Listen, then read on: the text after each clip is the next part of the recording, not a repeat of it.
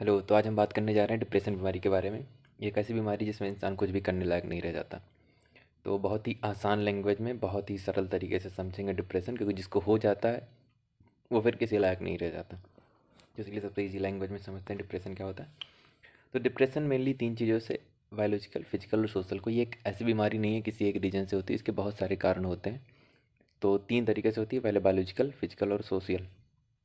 पहले बायोलॉजिकल समझते हैं। तो ब्रेन केमिस्ट्री का इम्बैलेंस हो जाना। जैसे ब्रेन केमिस्ट्री, मैंने इसको बहुत आसान लैंग्वेज में लिखा है ताकि आप लोग को समझ में आए। हमारे दिमाग में कुछ केमिकल न्यूरोट्रांसमीटर होते हैं जो मूड कंट्रोल करते हैं। जो मैं बोल रहा हूँ, जो समझाने वाली लैंग्वेज है, वही मैंने इस प्रेजेंटेशन में डाल रखा है। इसलिए आप चाहे इसको साथ साथ नोट कर सकते हैं। इसको बिल्कुल हिंदी में लिखा गया है, और चाहे आप इसे ऐसे ही पढ़ सकते हैं। मैं इसका पीडीएफ भी आपको प्रोवाइड करा दूंगा, नीचे टेलीग्राम का लिंक है, उसमें ज्वाइन होकर। तो पहले क्या उसमें गड़बड़ होता है, हमारे दिमाग में तीन केमिकल निकलते हैं। एक सेरोटोनिन, एक डोपामिन, एक नॉरेपेनेफ्रिन होता है। तो जो सेरोटोनिन होता है वो मूड, स्लीप और एपेटाइट यानी भूख, इन सब को रेगुलेट करता है। आपके मूड को अच्छा है नहीं अच्छा है, आप उस नींद में आओगे नहीं आओगे। एपेटाइट, आपको भूख लगी है कब लगेगी, सबको रेगुलेट करता है। डोपामिन जो होता है, रिवॉर्ड, मोटिवेशन, है ना। जैसे आप कोई काम कर रहे हो, जैसे आपने 6 घंटे आज पढ़ लिए, तो आपको एक मोटिवेशन अंदर से आता है कि हाँ मैं कर सकता हूँ, तो उसको रेगुलेट। नॉरएपिनेफ्रिन एनर्जी, अलर्टनेस, इन सब के बारे इन सब के लिए होता है। इनका इम्बैलेंस होना डिप्रेशन का एक बड़ा बायोलॉजिकल रीज़न है।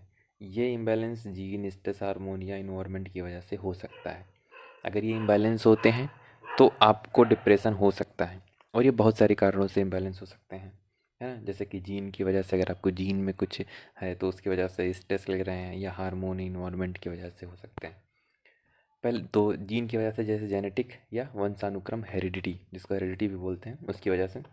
अगर फैमिली में किसी को डिप्रेशन रहा है तो दूसरे मेंबर को भी 2 से 3 गुना बढ़ जाता है। कुछ specific gene mood regulating brain circuit को अफेक्ट करते हैं। जो ब्रेन की सर्किट मूड रेगुलेटिंग होती है उनको डिस्टर्ब कर देते हैं, जिसकी वजह से आपको डिप्रेशन हो सकता है। ब्रेन स्ट्रक्चर और सर्किट, इसमें भी सर्किट इसलिए लिखा है मैंने ताकि आपको समझ में आए और जल्दी याद हो जाए। ब्रेन के कुछ रीजन डिप्रेशन में डिफरेंटली काम करते हैं। जैसे दिमाग का एक हिस्सा होता है जिसको प्रीफ्रंटल कॉर्टेक्स कहते हैं। ये क्या करता है, ये डिसीजन मेकिंग, इमोशनल कंट्रोल, इस सब के लिए रिस्पॉन्सिबल होता है। जो हमारे दिमाग का जो प्रीफ्रंटल फ्रंटल एरिया सबसे सामने वाला, इसका जो प्रीफ्रंटल कॉर्टेक्स रीजन होता है ब्रेन का, वो इन्वॉल्व होता है डिसीजन मेकिंग में, इमोशनल कंट्रोल में। ठीक है।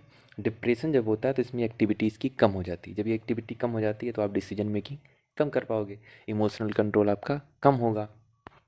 दूसरा होता है अमाइलोगडाला। अमागडाला जो होता है ये फियर और नेगेटिव इमोशंस के लिए रिस्पॉन्सिबल होता है। ये ओवर एक्टिव हो जाता है। जब अमागडाला आपका ओवर एक्टिव हो जाएगा तो आपको फियर यानी ज़्यादा ओवर एक्टिव हो जाएगा, नेगेटिव इमोशंस ज़्यादा हो जाएंगे, है ना। और फिर हिप्पोकैम्पस आता है। हिप्पोकैम्पस मेमोरी, स्ट्रेस कंट्रोल करता है। ये मेमोरी के लिए रिस्पॉन्सिबल होता है और स्ट्रेस को आपको कंट्रोल करता है। यानी स्ट्रेस आपको ज़्यादा हो जाए तो ये अमागडाला, सॉरी, हिप्पोकैम्पस आपको कम कंट्रोल करेगा। लेकिन जब आपको स्ट्रेस, क्रॉनिक स्ट्रेस, ज़्यादा बहुत दिनों तक स्ट्रेस है, तो इसका साइज छोटा भी हो सकता है। छोटा हो जाएगा तो काम सही से नहीं करेगा, आपका स्ट्रेस बढ़ता चला जाएगा। ये सब मूड रेगुलेट को डिस्टर्ब कर देते हैं, जो हमारा मूड है उसको डिस्टर्ब कर देते हैं। फिर आता है स्ट्रेस सिस्टम का ओवरलोड, जिसको एच पी एक्सिस बोलते हैं, स्ट्रेस सिस्टम का ओवरलोड हो जाना। मान लो आपको स्ट्रेस है, वो ज़्यादा ओवरलोड हो गया। तो हमारे दिमाग में एक स्ट्रेस सिस्टम होता है, जैसे कि हाइपोथैलेमस, पिट्यूटरी ग्लैंड और एड्रिनल ग्लैंड। ये एक स्ट्रेस सिस्टम होता है। कैसे होता है इसको एच पी एक्सिस बोलते हैं। इन तीनों को, ये जो आपने पढ़ा, हाइपोथैलेमस, पिट्यूटरी ग्लैंड और एड्रिनल ग्लैंड, इनको बोलते हैं एच पी एक्सिस बोलते हैं। लॉन्ग टर्म स्ट्रेस, जैसे लॉन्ग टर्म में आपको स्ट्रेस हो रहा बहुत लंबे समय तक, जैसे कि ट्रॉमा, आपको कोई ट्रॉमा मिल गया, इमोशनल हो या फिर फिजियोलॉजिकल, कैसे भी ट्रॉमा हुआ उसमें, या फिर इमोशनल अब्यूज़ हुआ आपके साथ, फाइनेंशियल वरी हो गया आपके साथ, आपके रिलेशनशिप प्रॉब्लम आ रही है, क्रॉनिक चल रहा है, इस सिस्टम को ओवर एक्टिव कर देते हैं। जैसे कि जब आप ज़्यादा स्ट्रेस लेते हो तो हमारी बॉडी में एक हार्मोन रिलीज होता है, उसको बोलते हैं कार्टिकोसोल। कार्टिसोल एक हार्मोन होता है, स्ट्रेस हार्मोन, इसको बोलते ही स्ट्रेस हार्मोन है। जब ज़्यादा स्ट्रेस लोगे तो ये हार्मोन रिलीज होता है, और जिसकी जब ये रिलीज होता है, क्या होगा, आपका मूड जो है लो हो जाएगा। स्लीप और एपेटाइट ख़राब हो जाते हैं इससे, है ना, जिसकी वजह से आपको डिप्रेशन हो सकता है। अब आते हैं हार्मोनल चेंज, जैसे थायराइड हार्मोन अगर कम हो तो डिप्रेशन हो सकता है। सेक्स हार्मोन एस्ट्रोजन या टेस्टोस्टेरोन अगर कम हो तो आपको डिप्रेशन हो सकता है। प्रेगनेंसी में है, पोस्टपार्टम में है, मीनोपॉज के दौरान हार्मोन शिफ्ट होते हैं, कम और ज़्यादा होते हैं, जिसकी वजह से डिप्रेशन आ सकता है। अब इन्वायरमेंट फैक्टर होते हैं जो हमारे डिप्रेशन को रेगुलेट करते हैं, डिप्रेशन जिनकी वजह से हो सकता है।